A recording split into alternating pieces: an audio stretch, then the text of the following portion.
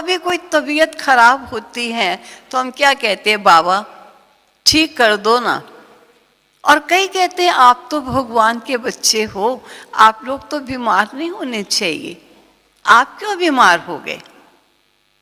समझते हैं भगवान के बन जाने पर तो सब सदा तंदुरुस्त ही होंगे तंदुरुस्त, लेकिन जितनी जितनी बाबा की याद की शक्ति होगी उतना उतना विकर्मी खाता साफ होता जाएगा और आत्मा स्वच्छ और पवित्र होती जाएगी।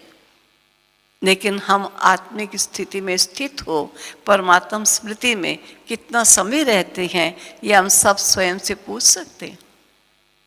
एक बार साकार बाबा ने संदेशी को कहा कि जाओ संदेशी, तुम बाबा से अव्यक्त वतन में मिलना और बाबा को कहना कि बाबा जिस रथ का आप प्रयोग करते हो इस रथ को खांसी बहुत आती है, और जब बाबा को मुरली चलानी होती है तो अवश्य आलमैठी को मुरली चलाने में दिक्कत आती होगी, क्योंकि रथ को उस समय खांसी आ रही होती है। तो आप आलमैठी को संदेश दे देना कि बाबा ने कहा है कि मेरी खांसी ठीक कर दो, तो आपको मुरली चलाना सहज हो जाएगा, कठिनाई नहीं आएगी। तो देखो आलमाइटी ने क्या आगे से संदेश दिया।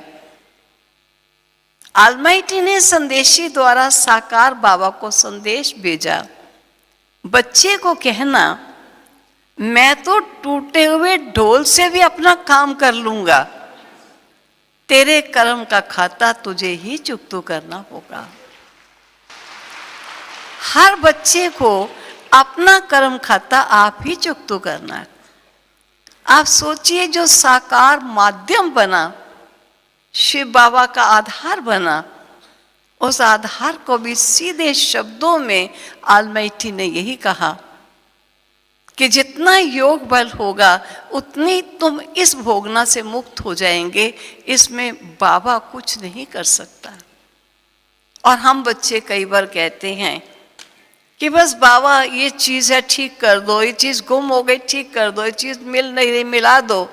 बाबा कहते हैं मैं इसलिए नहीं आया हूँ, मैं तो पतित पावन हूँ, मैं तो तुम बच्चों को नर से नारायण और नारी से लक्ष्मी बनाने आया हूँ, मैं तुम्हारी छोटी छोटी बातें सुनने या पूरी करने नहीं आया हूँ। उसकी मैं तुम्हें युक्ति बताता हूँ, तुम योग बल से अपने कर्मों के खातों को साफ कर सकते हो।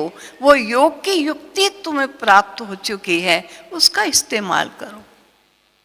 बाबा तो ज्ञान देकर तुम्हें सदगति की राह दिखाने आया है। तो बाबा बच्चों को हर बात स्पष्ट बताता है।